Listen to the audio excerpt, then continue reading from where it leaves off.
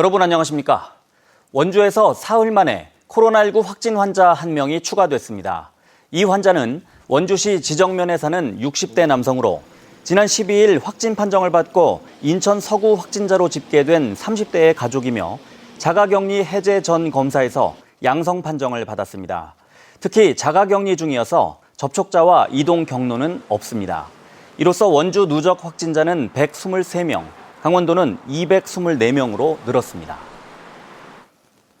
대부분의 대학들이 2학기에도 원격 수업을 진행하면서 당초 휴학하는 대학생들이 많을 거라고 우려했습니다. 실제로 휴학생이 늘어난 대학이 있는 반면 오히려 줄어든 대학도 있었습니다. 강화길 기자가 보도합니다. 2학기 시작 무렵 코로나19가 재확산되자 강원도 내 대학들은 일제히 원격 수업에 들어갔습니다.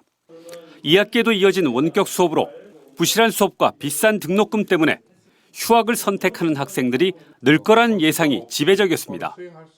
실제로 일부 대학은 휴학생이 크게 늘었습니다. 강릉 원주대는 8월 기준 올해 2학기 휴학생이 760명으로 지난해보다 20% 늘었습니다. 코로나19에 따른 원격 수업이 지속되면서 피로감을 느낀 대학생들이 많았다는 얘기입니다. 학생들이 이제 온라인 수업이기 때문에 군대를 빨리 간다, 이렇게 하는 경우도 간혹은 들은 사례가 있고요. 반면 휴학생이 오히려 줄어든 대학도 있습니다. 강원도의 올해 2학기 휴학생은 1,323명, 지난해 같은 학기보다 163명이나 줄었습니다.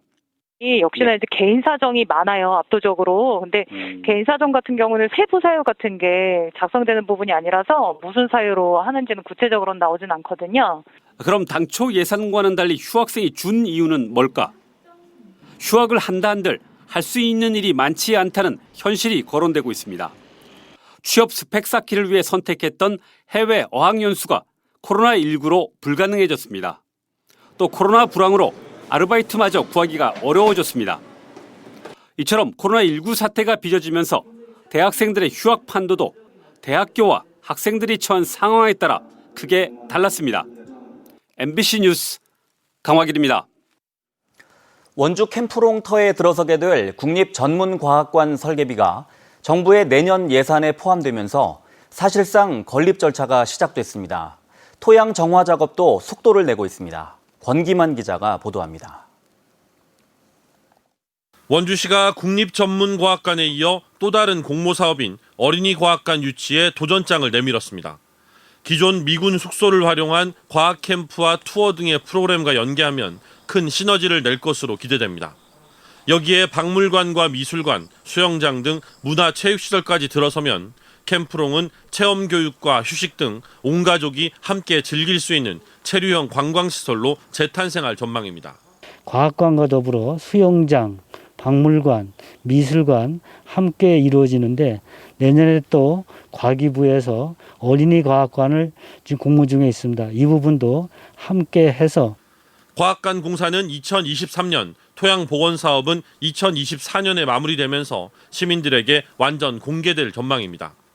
69년 만에 시민의 품으로 돌아온 캠프롱이 이제 시민들을 위한 공간으로의 변신을 준비하고 있는 겁니다. 과학관이 들어옴으로써 또 우리 동네에 그 큰 공원이 하나 생긴다, 이런 기대감으로 아주 다들 들떠 있는 상태입니다. 여기에 16년째 방치된 국군병원 부지를 시민들에게 개방하는 방안이 검토되고 있고 1군지사 이전도 보상과 설계가 마무리되면서 내년이면 착공될 예정입니다. 그동안 침체되고 개발에서 소외됐던 원주 북부권의 변화에 시민들의 기대감이 높아지고 있습니다. MBC 뉴스 권기만입니다. 더불어민주당 강릉시 지역위원회가 강릉 제진간 단선 전철과 관련해 남강릉역 설치를 요구하고 나섰습니다. 민주당 강릉시 지역위는 유라시아로 연결되는 물류철도 기능을 고려해 화물기지 클러스터를 강릉에 유치해야 하며 건설 비용도 강릉역을 지하로 뚫을 때보다 20% 이하로도 건설이 가능하다며 남강릉역 건설을 촉구하고 나섰습니다. 또 민주당 도당과 중앙당, 국토교통부에 남강릉역 건설을 위한 시민들의 의견을 강력히 전달하고 관철하도록 노력하겠다고 밝혔습니다. 한편 국토교통부는 지난 24일 전략환경영향평가 주민설명회에서 모두 강릉역을 통과하는 3가지 안을 제시해 주민들이 강하게 반발한 바 있습니다. 국민의힘 강원도당이 레고랜드 사업은 국정감사 대상이라며 강원도와 민주당이 국정감사에 임해야 한다고 주장했습니다.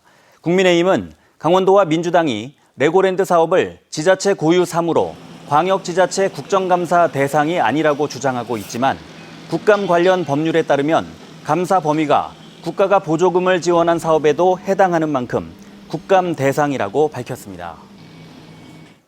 코로나19 사태가 이어지는 가운데 춘천의 현직 경찰관이 고위험시설인 주점에서 다툼을 벌여 논란이 일고 있습니다. 춘천경찰서에 따르면 지난 23일 밤 춘천경찰서 소속 A 경위가 춘천의 한 단란주점에서 술을 마신 뒤 종업원과 술값 계산을 두고 실랑이를 벌이다 입건됐습니다. 경찰은 A 경위와 술집 종업원을 상대로 조사를 벌일 예정입니다. 일부에선 코로나 시국에 고위험시설인 단란주점에서 술을 마신 경찰관이 싸움에 휘말린 것 자체가 문제라는 비판이 나오고 있습니다. 강원FC가 파이널 B 첫 경기에서 부산을 2대0으로 제압하고 7위로 순위를 끌어올렸습니다. 오늘 오후 부산 구덕 경기장에서 열린 하나원큐 K리그1 2020 파이널 B 첫 경기에서 강원은 고무열과 이영재 선수의 골을 묶어 부산 아이파크를 2대0으로 누르고 파이널 라운드 첫 승을 신고했습니다.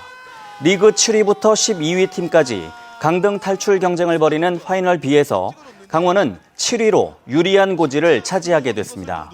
강원은 다음 달 4일 성남FC를 강릉으로 불러들여 연승 도전에 나섭니다. 삼척시 의회가 태풍 피해 지역을 답사한 결과 보고서를 채택하고 삼척시의 개선 대책을 요구했습니다. 뉴스를 마칩니다. 고맙습니다.